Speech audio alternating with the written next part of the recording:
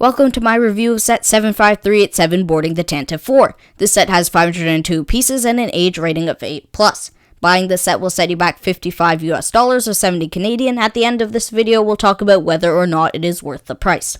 This set has 6 minifigures, being 2 Rebel Fleet Troopers, Captain Antilles, 2 Stormtroopers, and Darth Vader. But because this set celebrates the 25th anniversary of LEGO Star Wars, we get the extra 25th anniversary figure being ARC Trooper 5s.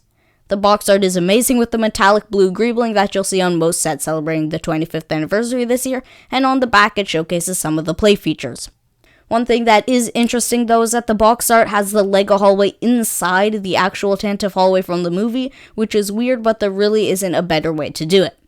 Opening the box using my special LEGO box opening knife, you'll find 5 numbered bags, a sticker sheet, and the instruction manual, which we'll talk more about later. Starting off with Darth Vader, he is the modern version that we've seen for a while now with great arm printing and the same face print.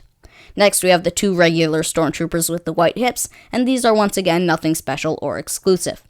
Captain Antilles is a great figure with 2 facial expressions, although his legs look a bit bland with no printing or dual molding. We have the Rebel Troopers, which look really good. They have the standard Rebel Trooper helmet and 2 facial expressions, both with a chin strap. One thing to note though is the fact that there's no skin above the collar, it's just black, and comparing it to this image of the Rebel Trooper in 2019, you can see that the older one did include skin, so that is interesting. I think that these figures could have really benefited from dual molded legs, but I understand that having no dual molded legs for the set at this price point is completely appropriate. The 7th and final minifigure is ARC Trooper 5s, and he is included as a bonus to celebrate the 25th anniversary of LEGO Star Wars, as it clearly says on the stand. The stand will easily be able to connect to the other 25th anniversary figures, unfortunately none of which I have now. Looking at 5s, I'll go through the good first and then the bad. The good: arm printing, nice looking backpack, and a custom head print.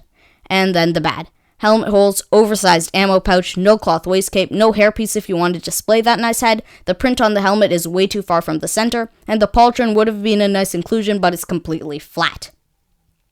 With the minifigures aside, we can finally take a look at the build. Just looking at the Tantive hallway, I really like how they included the curves going from the floor and even arching over the top. Though I think it would have been great for them to cover up this gray plate with tile, as I think it doesn't look great as is. In case you wanted to see, the back of the set is nothing special, it just has some technique for some of the play features that we'll go over later, and there's a little bit of space for minifigures in front of the doorways so that you can have them about to walk in. Taking a look at the inside of the hallway, the floor is a mix of tile and plate, giving you ample room to place minifigures without it being all studs. The walls have some nice detailing, heavily featuring the ingot pieces, and there are also some sticker details, which of course would have been better printed, but they are pretty small and there aren't many of them, so I don't think it really matters.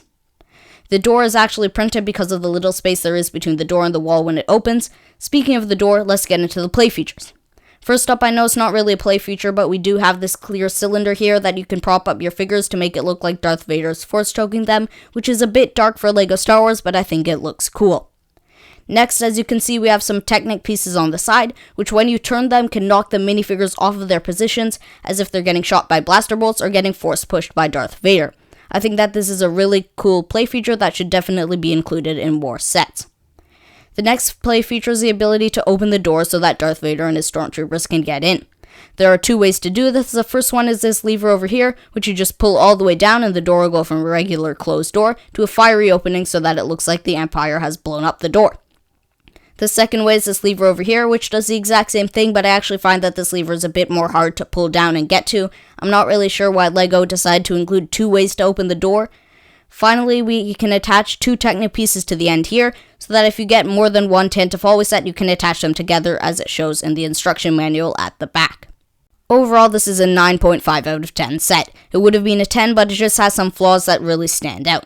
It is definitely worth it though for $55 or 75 Canadian dollars. I hope that you enjoyed this review. Happy May the 4th to you all, and I will see you next time.